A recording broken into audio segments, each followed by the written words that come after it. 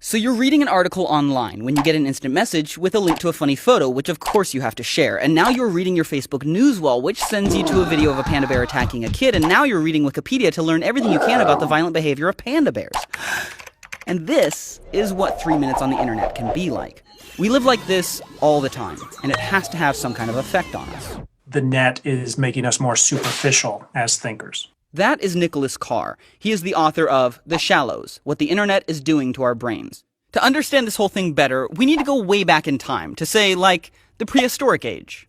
You wanted to know everything going on around you, because the more you knew about your surroundings, the less likely you were to get attacked by a predator. And there's even evidence that our brains release some dopamine, pleasure-producing neurotransmitter chemical, to reward us for seeking out and finding new information. So getting distracted felt good and helped us stay alive. But the problem is that nowadays, predators aren't much of an issue, but we still have the same brains. And also, there's the internet, which is... It's an incredibly information-rich environment that the net creates for us, and that's why we use it so much. I mean, sounds, pictures, words, text. And what this tends to do is promote a sort of compulsive behavior in which we're constantly checking our smartphone, constantly glancing at our email inbox. We're kind of living in this perpetual state of distraction and interruption. Which is dangerous because... that mode of thinking crowds out the more contemplative, calmer modes of thinking. And that focused, calm thinking is actually how we learn. It's a process called memory consolidation. And that means the transfer of information from our short-term working memory to our long-term memory. And it's through moving information from your working memory to your long-term memory that you create connections between that information and everything else you know.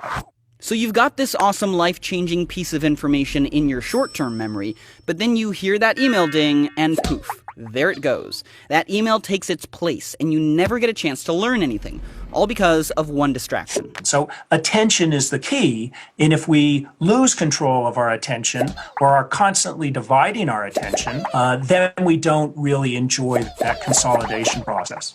But I can hear it now. Someone out there is saying, what does learning matter if all the information in the world is just a Google search away? Well... that is kind of shortchanging our intellects. If that's the way you're using your mind, just kind of searching very quickly and finding information and then forgetting it very quickly, you're never building knowledge. You're kind of thinking like a computer. Which means that our very humanity is at stake. And it would be a shame if we all got assimilated because, well, humanity is pretty neat.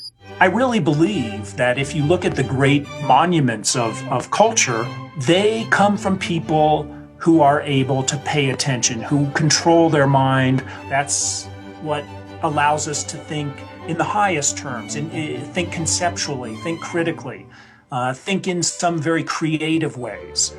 And it's this kind of thinking that's at risk, being eroded one cute cat video at a time. Don't get us wrong, the internet is good for lots of things, and it should be celebrated. But the best thing we can do for our minds is to find some time every day to unplug, calm down, and focus on one thing at a time. Your email, and those cats, will be here when you get back.